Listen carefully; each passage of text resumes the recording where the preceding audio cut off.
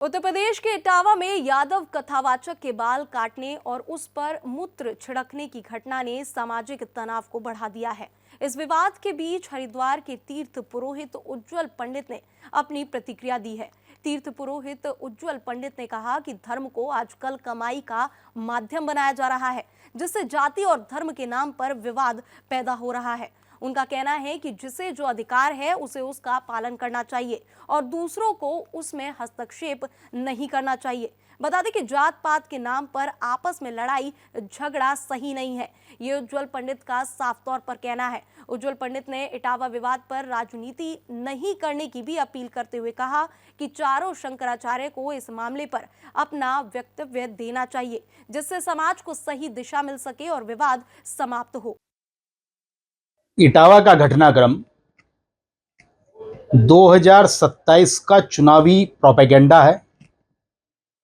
Samajwadi party के प्रमुख अखिलेश यादव ने बहुत रणनीतिक तरीके से इस प्रकार से समाज के अंदर ब्राह्मण और यादव का एक युद्ध प्रकार का कराकर एक वैमनस्य और विघटन पैदा कर उत्तर प्रदेश के अंदर एक बड़ा ही घृणित कृत्य किया है।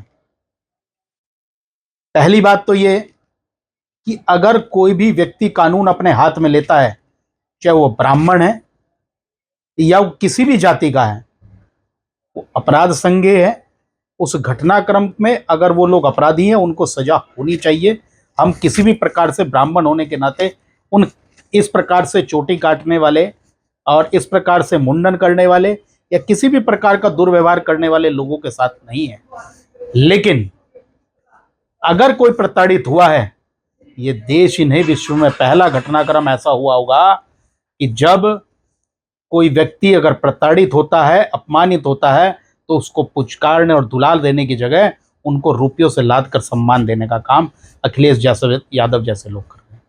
इस प्रकार इसीलिए इसके अंदर राजनीतिक बू आ रही है। दूसरी बात, ब्राह्मण कभी भी एक जाति के प्रति इस प्रकार की भाव नहीं रखता। ब्राह्मण सब जाति है। अगर ब्राह्मण पर्टिकुलर ब्राह्मण से ही दान लेगा, ब्राह्मण को ही पूजा कराएगा और ब्राह्मण के घर का ही खाएगा, तो उसकी आजीविका पे संकट आ जाएगा। इस बात को समझने की जरूरत है। इस भारत का इतिहास समझने की आवश्यकता है। आदि गुरु शंकराचार्य, भगवान परशुराम और राजा राम मोहन राय, तुलसीदास, कितने लोग ऐसे इस प्रकार की चीजें, कालिदास, इतने बहुत सारे लोग, जितने लोग रहे हैं, इन्होंने कभी भी इस प्रकार की चीजें नहीं की। समाज में एक प्रकार का संदेश देकर पूरे समाज को एकत्र कर समाज में बहुत बड़ी भूमिका निभाने का काम किया है।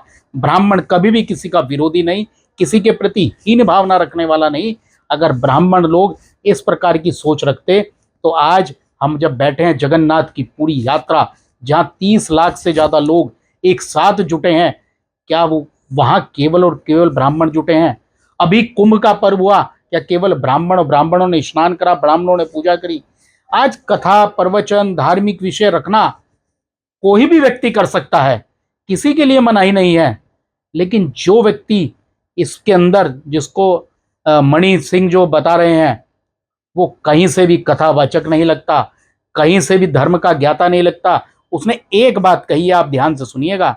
उसने कहा, मोदी जी द्वारा स्कूल बंद करवा देने के बाद हमने ये काम चालू करा। हींग लगे ना फिटकरी, रंग आए चोखा।